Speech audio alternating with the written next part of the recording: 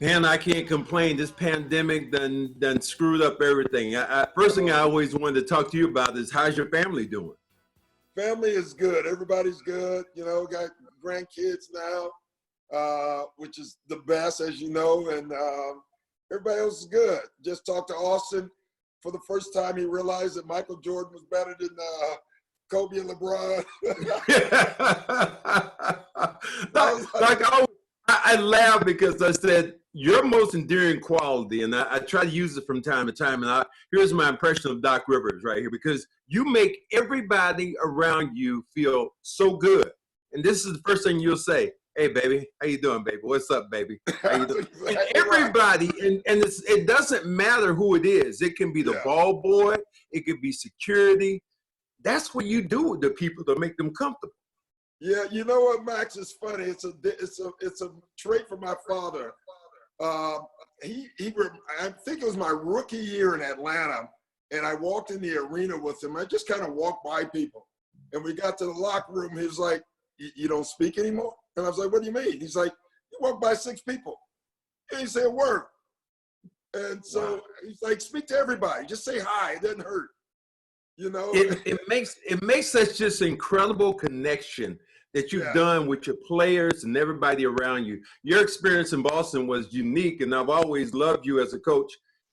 How do you look at yourself now with your team? And I want to talk about a little bit about the pandemic now and your team and not being able to practice, not to be able to see them. You have a great Max, team out there.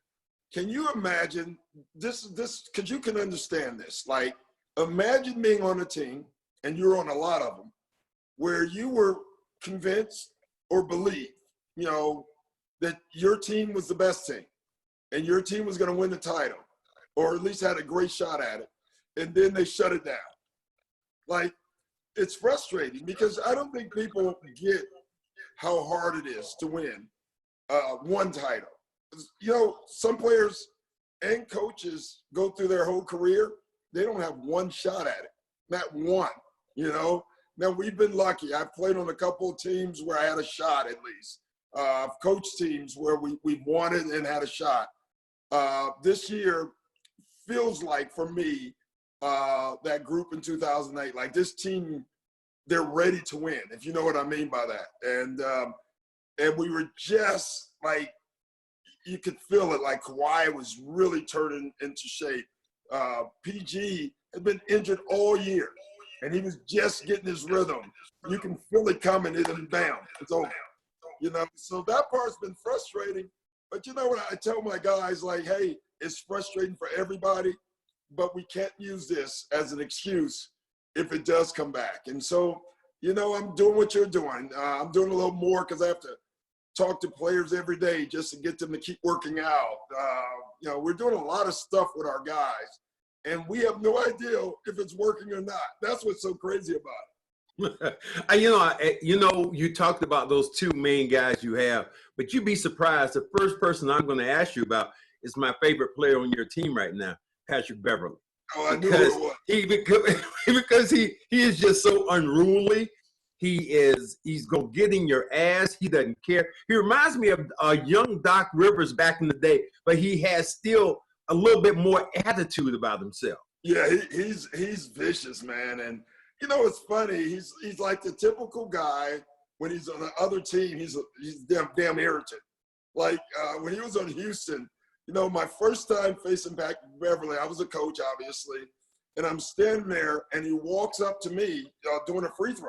I don't know Patrick Beverley. I actually didn't know he was from Chicago. And he took me and he says, "Hey, we kick Proviso's ass." And I'm like, "What?" And I'm like, what is he talking about? And I said, "Pardon me?" He said, "Yeah, you know it. Your high school. We beat their ass." And I'm like, "Get out of here." Like, it was hilarious. And so after the game, what made it even crazier, Max, I'm standing in the hallway. We beat Houston after the game. His mom walks by and says, "Hey, Doc, you know we kick Proviso East butt now, don't you?" And then I'm like, "What the hell?" I do the research. They didn't win. Pat had a big game. They're lying to me. You know, anyway, you got to love a guy like that, the way he